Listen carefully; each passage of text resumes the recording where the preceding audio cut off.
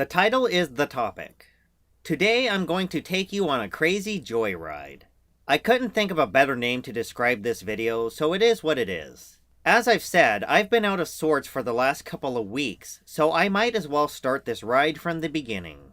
It will involve several tweets on Twitter, as that is where most of this took place. It will involve a few Twitter accounts, but I won't cite every tweet posted in that time frame, as I want to condense this video to a reasonable amount of time. It all started on January 19th, 2015, when Anita Keesian posted this on Twitter. Endlessly amused at detractors insisting I've insulted gamers when I very intentionally critique the games and not the players. When I first read that, my gut instinct said it was worded in such a way to draw out harassment without looking suspicious. However, I just brushed it off as Anita being Anita till she said this on January 21st at 5:04 p.m. Death and rape threats should never be considered normal in gaming or anywhere else. It's time for a paradigm shift. After I read that, I said this on my Twitter account on the same day at 6:25 p.m. When one baits you with a tweet, measure your responses carefully. At that time, I still viewed myself as a small fish in the sea. I had no idea whether anyone would read that or not, so I put it up there as a documented record that I suspected something was up. The tweet of Anita's I just mentioned referenced a tweet that was sent to her, or as I would say, someone had taken the bait. I could not prove anything, so I left it as an open-ended statement, but I definitely suspected something was up. Then she said this on January 23rd. A couple days ago I tweeted that threats shouldn't be an accepted part of gaming. This is how some gamers responded. She showcased several tweets. People were taking the bait like crazy. I could see what Anita was doing, but sadly, all these young men and boys couldn't and fell into her trap. January 23rd. Here's what my life on Twitter has become since I started critiquing games. There are dozens like this from this week. Again, in that tweet, she showcased more harassment. January 23rd. By contrast, the comments from our backers on our latest Kickstarter update are lovely, moving, and super encouraging. At this point, all I could think was suspicion confirmed. She stirred up harassment, showcased it, then announced her Kickstarter update. This is where it started to get interesting on my end. I had a lot to say about this Kickstarter update, so I decided to make a 3-part series on it called Hiding Laziness. Studied extensively. I had noticed that in the general comment section on her Kickstarter, before the update, she did have one backer who was disappointed in the lack of videos. So in part 1, I focused on how she used her harassment to stir up attention before she announced the update, and she tried to cover the fact she had backers that wanted what they invested in. In part 2, I focused on how the Kickstarter update had nothing but excuses. I don't think Anita apologized once for going back on her original plans. All the update did was make people feel sorry for her when she should have been apologizing to them. When her own backers are not satisfied with their investment, that is Anita's fault, no one else's. My first video was tweeted on January 24th. The second video was tweeted on January 25th. Then, Anita said this on January 26th. Let me make something clear. I'm not going to waste time responding to ad hominems, straw men, or willful misrepresentations of my arguments. At the time, I did not know if that was aimed at me or not. I know she has a lot of critics, but no one destroyed her Kickstarter update like I did. While that tweet may not have been directed at me, with Hiding Laziness Part 3, which I tweeted on January 27th, you will understand why I started suspecting Anita and Macintosh were aware of me and my videos, and why I dedicated a whole video to this section. The current scope of the project. The first part was the numbers. She referenced the Tumblr site and gave a bigger number of 548 examples of the damsel in distress. This raised an eyebrow because in my first video review of the damsel in distress, which I published on November 11th of last year, I hammered her numbers. That is when I started the less than 1% of games argument.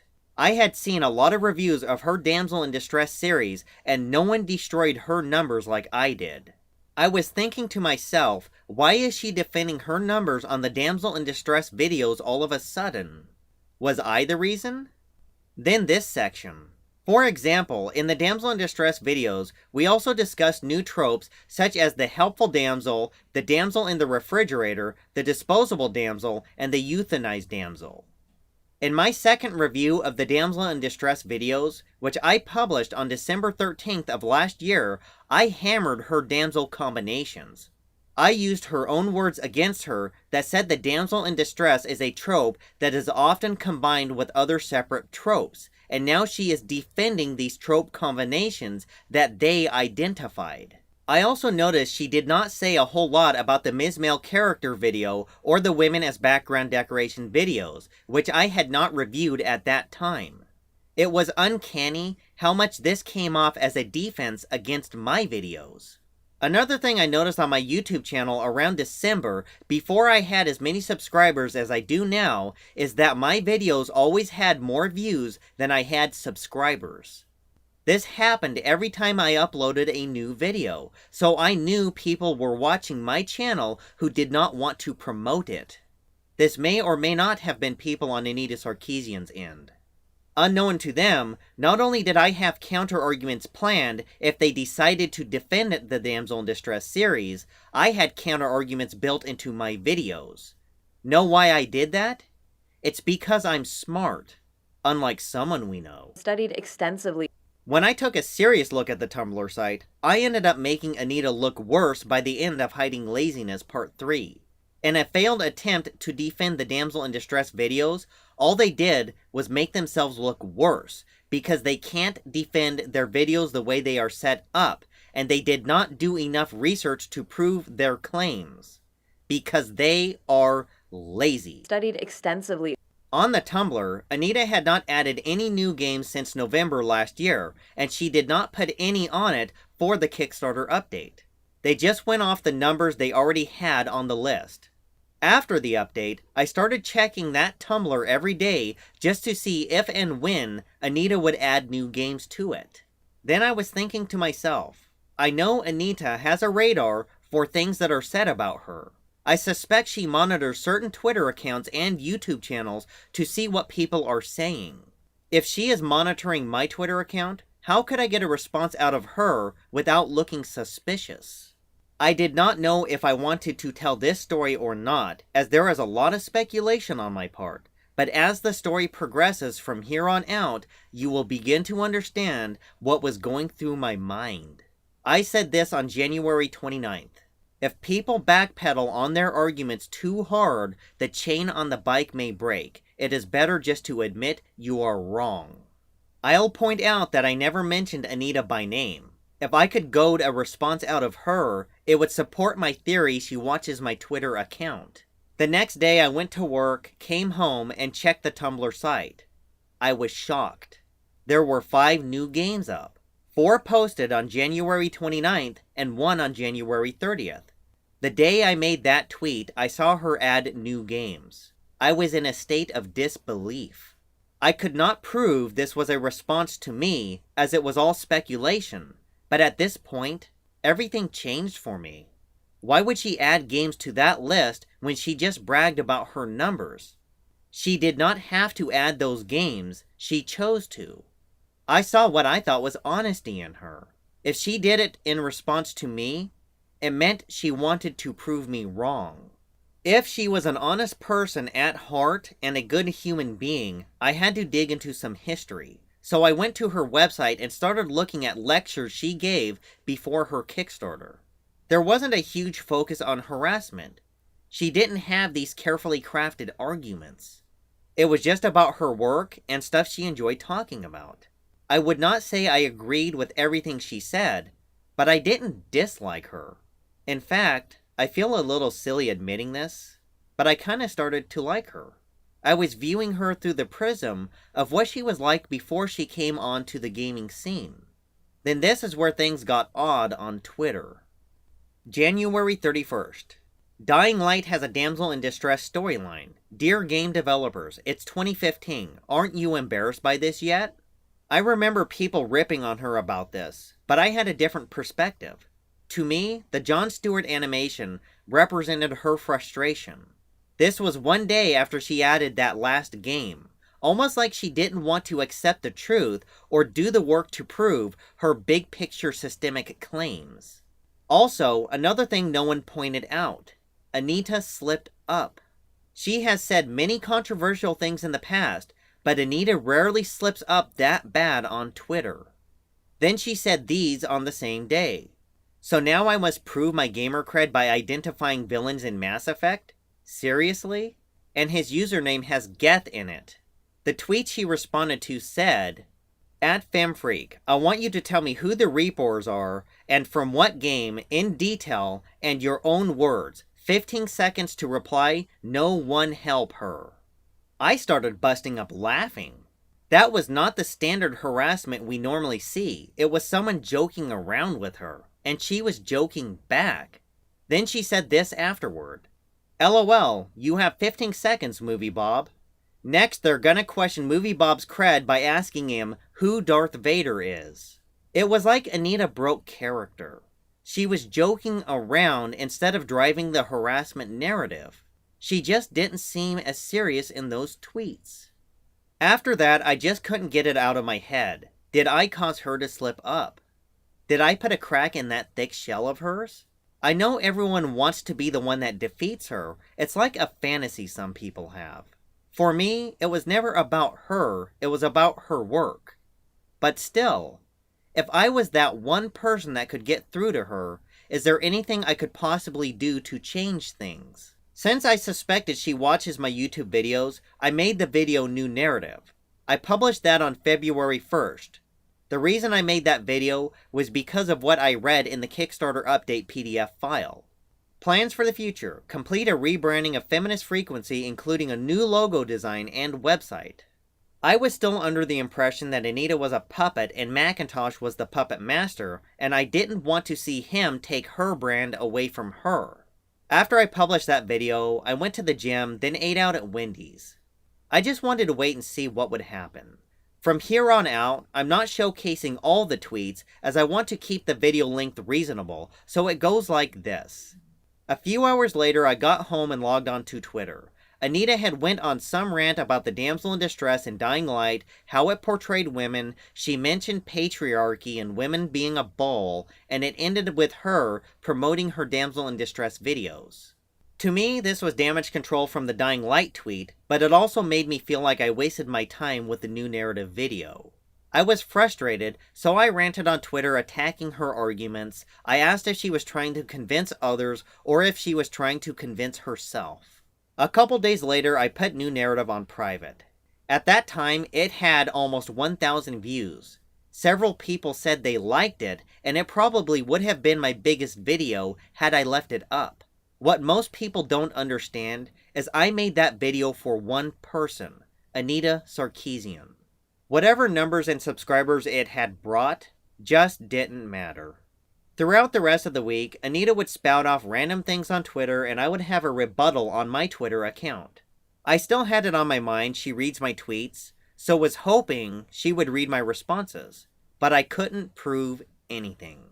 I went back to doing my normal videos and thought that was the end of it. Then I found out about this, the ADL classroom curriculum. People had been criticizing that left and right, and I wasn't fond of it when I read it. I could do a whole video on it. But then I thought, why is she putting this into the classrooms? If Tropes versus Women in video games is supposed to be about women's representation in video games, what purpose does it serve to educate kids on this kind of stuff in schools? Then on Sunday, February 8th, I woke up at 2 a.m. in the morning and it clicked in my head. I thought about Jonathan McIntosh, what his life experience was, and what he says on Twitter. It occurred to me that this may not be about video games. It may be about restructuring society through video games.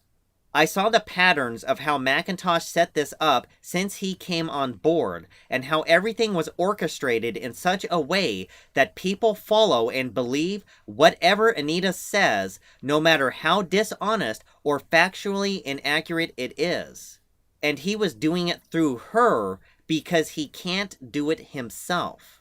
I jumped out of bed and got straight onto my computer. I decided to make the rundown on Jonathan McIntosh video. I was determined to complete that video as fast as possible. I tried to cram as much in there as I could so people knew what kind of man Jonathan McIntosh really was. Also, I had to make one more attempt to get through to Anita. So while I did not emphasize the puppet master narrative, I did put it in there. I also wanted people watching to see how Anita could possibly be a victim herself, but since I could not prove it, I left it in as speculation. After I published that video, I waited and I waited. Then one day went by and nothing changed. Anita was still doing business as usual. It was at that point that it all started crashing down on me. I burnt myself out. From the time I started the Hiding Laziness series up till the rundown on Jonathan McIntosh video, I was throwing everything I had at it. I was sacrificing personal time out of my life to do what I thought I had to do. I was skipping workouts, I stopped watching TV, and I was starting to care more on a personal level than I should have. When I posted review example, people said I sounded depressed. That was the sound of my ideology crashing down on me. I had to accept that maybe they don't watch my videos. I had to accept that maybe Anita does not watch my Twitter. I had to accept that maybe Anita was not the decent human being I had given her credit for. Up till that point, I was willing to give her the benefit of the doubt. But afterwards, I just didn't know anymore. Even with all the months and hours I put into this, I am still a small player in the game with just over 300 subscribers. I put everything I had into it and thought I didn't even make a dent. And with this nonsense getting into the school systems, I just didn't see the point anymore. I just said to myself, there is no stopping these two. I thought I would be the one to put an end to it. But all I did was put an end to myself. I wasn't going to quit entirely, but internally, I had given up. I was going to go a different direction and made the update video. I had taken the day off work on February 12th so I could just relax. I got up in the morning and read about the Law and Order SVU episode Intimidation Game. I was depressed. I felt so bad for all those male gamers out there that had been framed. I've known, and still know, several guys that play games and are nothing like that. Despite the war on women narrative and what is said on Twitter, I have never met a man or boy in my life that did not want women in gaming. I knew it was a long shot, but I made one last attempt to get through to Anita. I said this on Twitter. After reading about the Law and Order SVU episode, I'm depressed at what has happened to the image of male gamers. It's like someone set out to destroy something so they could create a new narrative. Since I've started reviewing Anita's work, I've been accused of hating her several times when the worst I did was call her lazy. Studied extensively. Anita, if you read my Twitter account, please stop what you are doing. Just stop. I said that at 1:20 p.m. February 12th. Then at 1:26 p.m. the same day, February 12th, just a mere 6 minutes later, Anita said this. Predictably, this week's Law and Order SVU was sickening. They trivialized and exploited real-life abuse of women in gaming for entertainment. I was shocked. I had given up all hope that she listened to anything I had to say. But then this happened. Does it prove I inspired her to do that? No. But 6 minutes after I asked her to do that, I was speechless. I did not thank her at first, as I tried to say that there are deeper issues than just one episode of a television show, and while one tweet is not enough to convince me that it was a start. However, I did end up saying thank you before all was said and done. One thing that is sad about this whole scenario is despite the fact Anita took a stance that most of her critics would support, she still got slammed by some of them. Several people did not want to accept that she might have been sincere in what she said. At 1:22, I tweeted, I just deleted my update video and decided I'm not changing direction. I just remembered why I got involved to begin with. That was before Anita's tweet, but the Law and Order episode was enough for me to go back to what I was doing. I don't recall exactly when I first noticed Jonathan McIntosh was online, but I did see around this time he was posting stuff on Twitter. He was doing his normal nonsense, picking on gamers, making widespread implications, showing a handful of tweets, and saying this is clearly a widespread issue. It is all bogus. He cherry picks examples and then makes wide sweeping claims because he is too lazy to do any real research. Studied extensively. That was when it dawned on me. If, assuming Anita watches my Twitter, what if McIntosh watches it as well? So at 1:57 p.m., I just went off on him on my Twitter account. Okay, McIntosh, I've had enough of your crap. Time to school you at your own game. I probably made over 30 tweets directed at him in a short time frame. I don't know if he even watches my Twitter account. At that point, I just didn't care. To me, Jonathan McIntosh is nothing but a bully who picks on young men and boys because he can't deal with real men. Maybe McIntosh does not know this, but I am over 30 years old. I am not one of these typical young men or boys he is used to picking on. The dude is nothing but a sad excuse for a man who picks on others who are not mature enough to deal with him or Anita. McIntosh lies to himself about what it means to actually be a man. He does not like what a man is supposed to be, so he creates a new narrative so he can claim he is a man. Did McIntosh read my tweets? I don't know. I stopped my rant at 3:08 p.m. with this. I need a break. I'll see you all later. McIntosh changed his profile pic on that day. He had this picture since I started reviewing their videos. Now it's this one. He also posted this on Twitter, February 12th, 4:16 p.m. This week, everything sucks forever. Which brings me to today. Was it all real? Did it all happen the way I think it did? Was it all in my head? Did I concoct this whole scenario based on a bunch of coincidences? The truth is, if I never talk to Anita Sarkeesian myself, I will never know for sure. As far as Jonathan McIntosh, I don't know if I could ever reason with him.